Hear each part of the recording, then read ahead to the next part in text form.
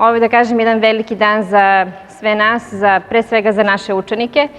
I evo, kao što vidite, danas je svečano otvorena naša nova fiskulturna sala koja je dobila potpuno novi izgled.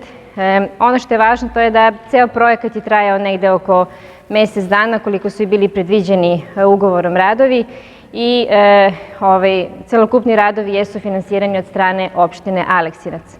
Ono što je rađeno u samoj sali jeste pre svega demontaža postojećeg poda, bio je star parket, zatim rađena je nova hidroizolacija, nakon toga je rađena nova cementna košuljica, samonivelišuća masa i kao krajnji rezultat jeste nova tarket vinil PVC podloga koja je i doprinela da pod izgleda upravo ovako.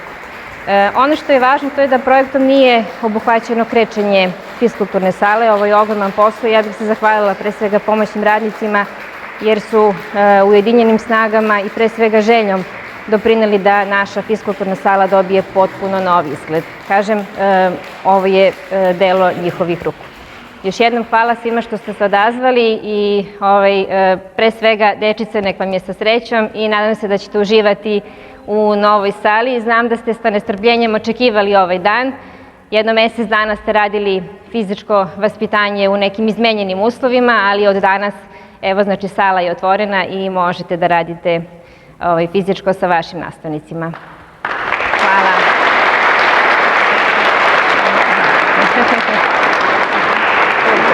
To je to. Rašić Aleksandar, nastavnik fizičke kulture u osnovnoj školi na Aleksinačkom rudniku. Rašiću, evo konačno hala je stigla, deca se igraju. Kako ste se snalazili ovo vreme dok nije hala radila? Dobar dan svima. Pa snalazili smo se tako što su deca radila fizičku učionicama. Sada, evo kao što vidite, deca su srećna, dobila su nov objekat, urađen je parket, urađena je nova podloga.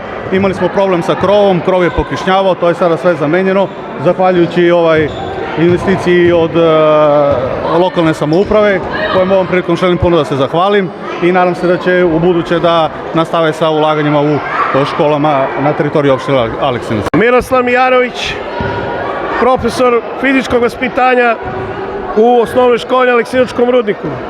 Miroslave, kako je tebi, kako se sećaš, ima li lepšeg novogodišnjeg poklona za decu nego da hala ponovo radi? Nema. Ovo sada što smo dobili, što dobila deca, najbolji je poklon za novu godinu. S time što uslove kao uslova mi na rudniku imamo možda najbolje uslove u opštini Aleksinac. Samo nam treba još malo više dece. To je najbitnije ovo. Znači da deca kao deca dođu ovde u našoj školi, da ovde pohađaju školu, da ne idu u grad. To je jedina poruka roditeljima da šalju decu u školu na Aleksinačkom rudniku, jer je stvarno uslovi kao uslovi imamo najbolje uslove. Evo vidite, sala kao sala je renovirana, nova, maltene, samo još pale deca. Ćao društvo, vidim srećni ste danas, kako se zovete? Kosta Sošić. Ti? Lena Bojović. Teja Jovčić. Vukašin Ćurčić. Jeste srećni što hala ponovo radi? Da, naravno. Kažite mi šta se ovde najviše volite da igrate, šta se najviše trenira? Pa obično dečaci igraju fudbal, a devojčice ovako odbojku igraju. Ili devojčice igraju košarku, a ponekad i fudbal igraju. Ponekad igramo i rukomet. Najviše se igra fudbal, ali ima tu i košarka, odbojka, rukomet, zavisi nastavnik šta ima od ponuđenog za čas.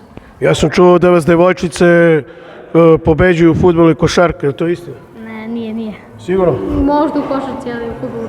Pa vidiš da je malo istina. Ništa, hvala vam, uživajte i nastavite da trenirate i da se bavite sportom. Hvala.